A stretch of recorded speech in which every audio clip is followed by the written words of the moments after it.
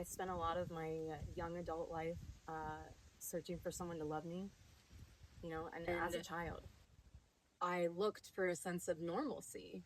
It was always someone else. It was always like, I need a man in this house. I don't ever have someone to help me out. I feel like her death saved me. Okay, we are here at episode 2, Stay Ready News. What would you call yourself? Would you say that you're a feminist? Would you say you're a category of that? Would you say you're a...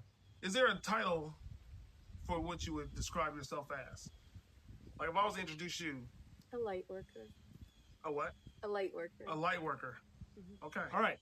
Here we are with Katie Berger, a light worker of the TikTok channel, Berger Life Manifesto. How are you doing today? I'm great. How are you, Ron? On a scale of 1 to 10, let's say 10 is the best you've ever done in your life. Where are we at right now? A 7. A 7. Okay. All right. Give the people a little bit of background. Where do you originate from? I was born in Sacramento, California. Oh, that's far. Yeah, but I lived most of my adult life in Southern Ohio, Lancaster. Okay. But I did also move around a lot. My mom was a major in the Air Force, so I was kind of like an Air Force brat. Got you. So you've been to multiple different places. Yeah. Any places you like more than the other?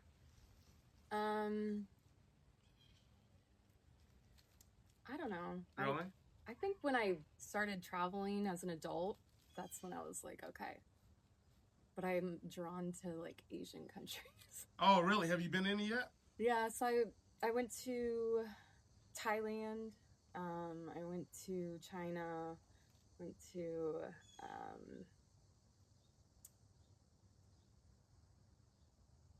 where else have I gone? You already got 2 up, so that's Yeah. pretty. I want to go to Korea though. Okay. So give me a little background. What was your family structure like as far as like in the home? Were you a 2-parent household? How was your household set up? So I definitely came from a broken home. So I had my brother and I are both from the same parents. Okay. And I have a half brother. His name's Ryan. Okay. And we are estranged. He actually just blocked me on Facebook recently. Uh-oh. But my mom and my dad split up when my brother was 2 years old. And I was like 3 months. Got you. So we lived with our mom. Now with you and Ryan, is it a situation where it's like, okay, this kind of what we do, we spat sometimes, or is it a little bit more serious than that? It's honestly really weird.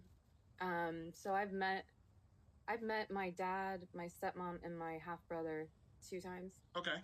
And I don't know what it is, but he like would message me and be like, "Oh, hey Katie, how are my niece and nephew doing?" Like, do you even know what their name is? Yeah. It gets a little strange when that kind of stuff happens. Yeah. When you meet people and it's like, well, yeah, on then paper this is a true statement, but is there the actual bond part of that makes you an uncle? Yeah. And when my mom died, it was like, I don't have to pretend like I'm someone else anymore. I don't have to be saving someone else's feelings. The reality is the reality. So if that's my reality, you don't get to rewrite it. So, just silly ass names or whatever. Mm-hmm. I'd be like, oh, and it's offensive to someone who does love someone who's absent from your life. And what I mean is our dad. Okay, got you. And then I'm sure also my experience and like bringing that out there, I think it also probably triggers them. Yeah. You know what I mean? Yeah, I can definitely see that. And okay. He died of ALS, so they like went through all that. Yeah, that's tough. Yeah. I'm sorry for your loss, nonetheless. Also, so when you say broken home, what kind of things would you say would in your adult life now, looking back, would have been beneficial to you had that family structure been more of a, let's use the word traditional, a mother, a father, one house, same parent? Is there anything that you can point to directly or specifically that you'd like? That is a trait that I would have been able to pick up on, or something that you think that was lacking? There's a lot of things that I feel like I had to find out the hard way. I spent a lot of my young adult life searching for someone to love me, and as a child, you Yeah. know. So So when do you think you felt that like first, like, okay, I know what love I guess looks like, or maybe I've seen people be loved before, or I hear my friends at school talk about how they talk about maybe their parents, and then you say, okay, myself, I'm missing that, and you start seeking it. When do you you kind of? know, I think um, my experience with having the lack of a father figure in my life, and um, no like understanding of why, it was just a gaping hole for me. Yeah. And I was that kind of person who always went to my friend's house to get out of my house, and I always observed my friends with their fathers, and I looked for a sense of normalcy because when you don't see a loving relationship, sometimes loving relationships can look like something, you know what I You mean? don't know what you're looking at Like when you see creepy it. or something, because I don't understand. Right. What is love compared to creepiness compared to what are you even looking out for in the first place to be able to Yeah. focus on what love is and that how you know when you see it to allow it and receive it. Yes. And then my mother was very toxic in a way that she it was always someone else. It was always someone else. It was always like, I need a man in this house. I don't ever have someone to help me out. So you're hearing that.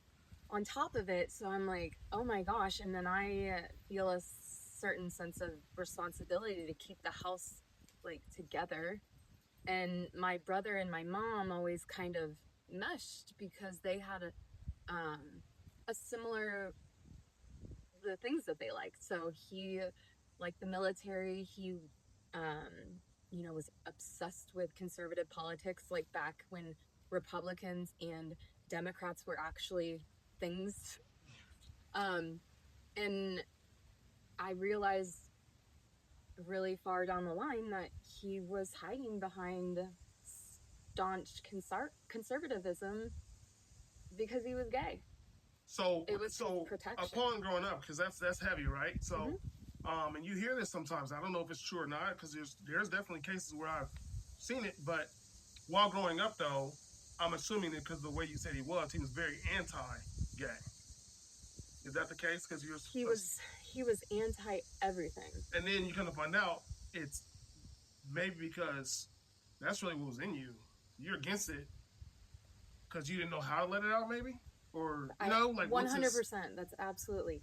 It is because to see my brother now, to see, okay, backtrack. My mom got diagnosed with terminal brain cancer I'm sorry. in 2020. Him and I took care of her.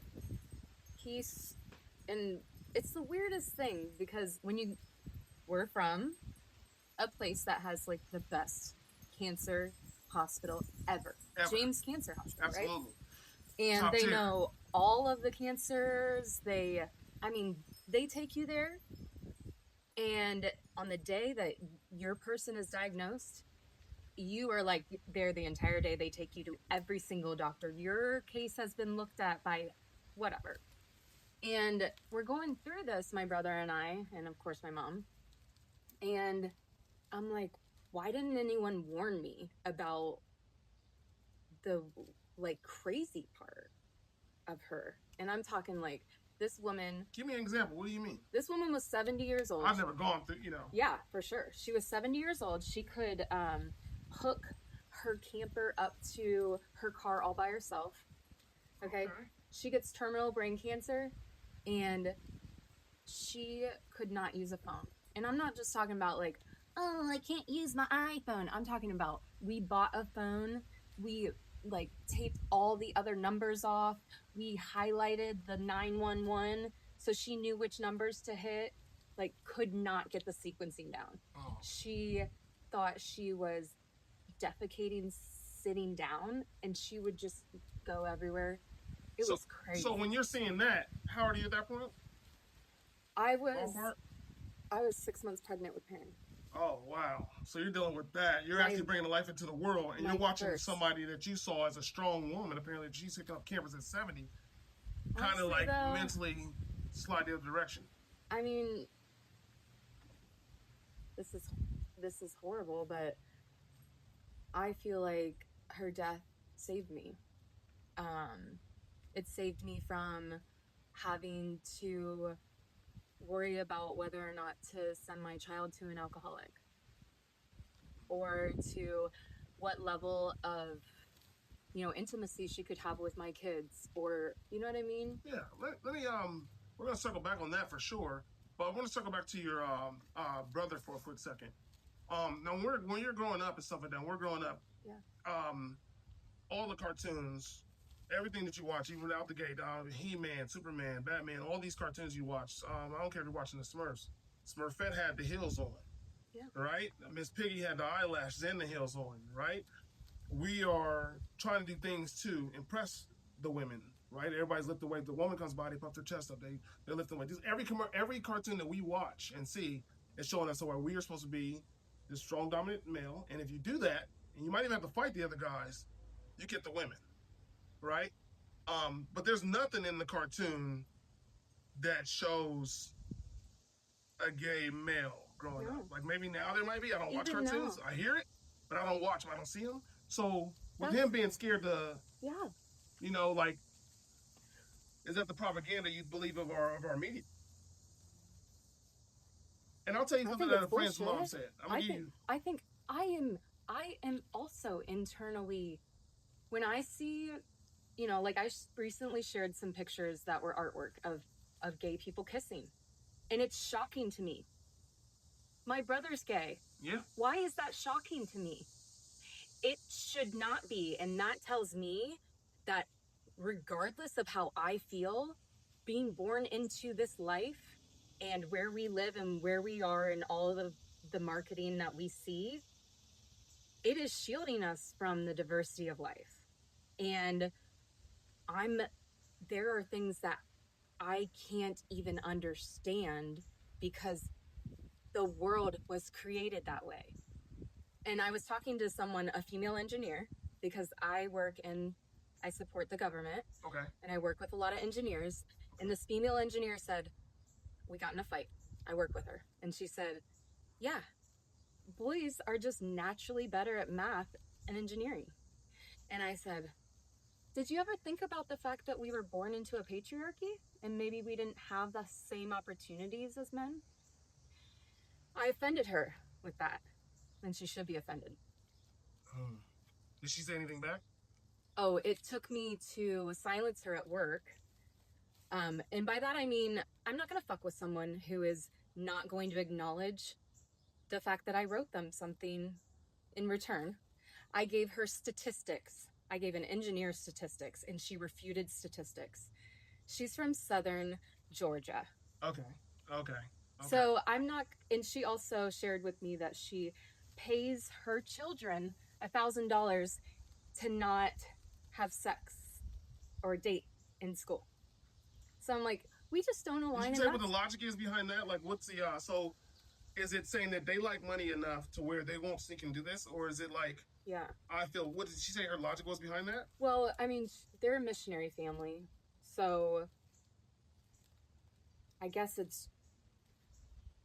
I couldn't go into it any further because I knew I would have offended her. Yeah, offended it her. wouldn't have been a good conversation. Yeah, so I didn't go into it further, and she's one of those people who spends a lot more time telling her story 4 times instead of hearing mine once.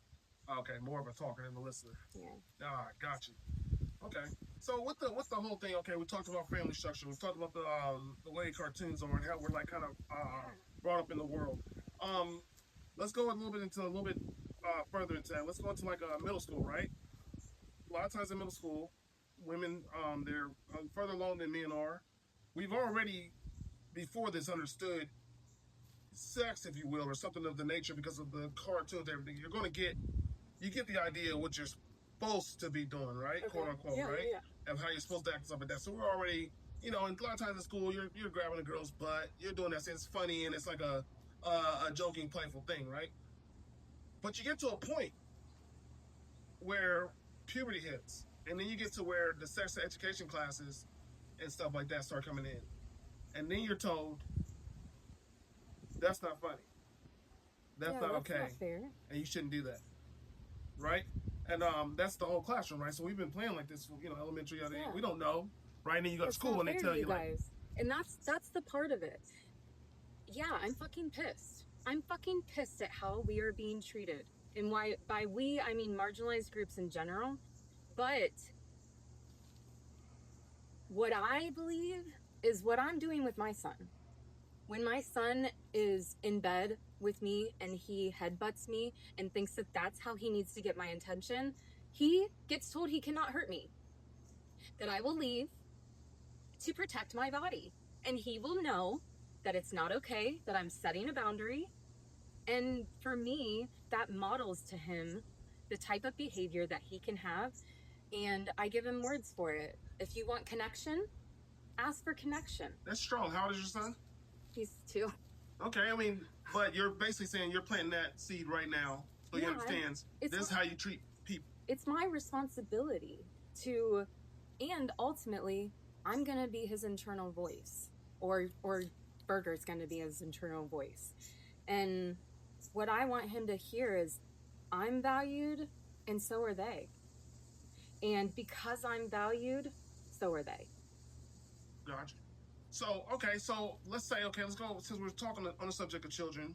I mean, there's a lot of different things. I'm so interested though, like the male perspective. Like when you're saying this stuff to me, I want to hear that. I like when you see only these male figures, or oh, I have to be masculine. I have to do what is, like, how can you break free of that, or how do people? Well, what mine was honestly, and I'm definitely not what you would call free by no means of that. Like it's definitely in you. It's just, and I've accepted that.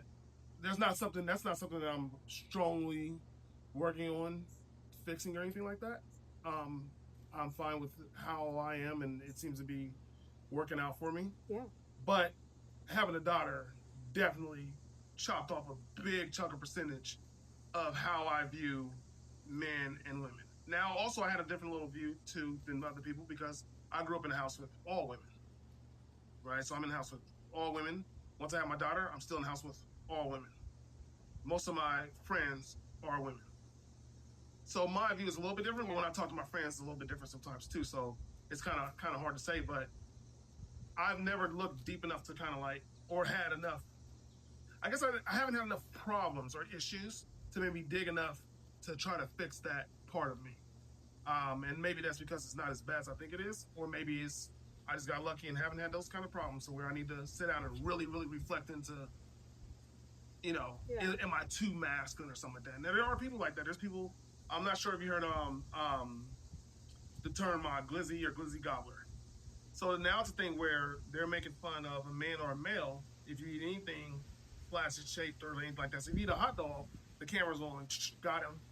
And that's the thing. So people are eating hot dogs with a knife, a banana with a knife, instead of, because now, through social media, that's now gay. Okay, but why is it so bad to be gay? That's a great question. So is that a negative thing? That's what I'm saying. That's, I agree with you. I love doing this shit because it's like, let's flip the script. I don't know what the script should be. What is it? And that's the thing that gets a bit confusing because there's no rule book on life. Mm-hmm. So when we get into any sort of arguments, whether it be political, scientific, whatever that is, it's hard to actually get a finalized answer sometimes because everything doesn't have an exact answer. No one's got it. Are you religious?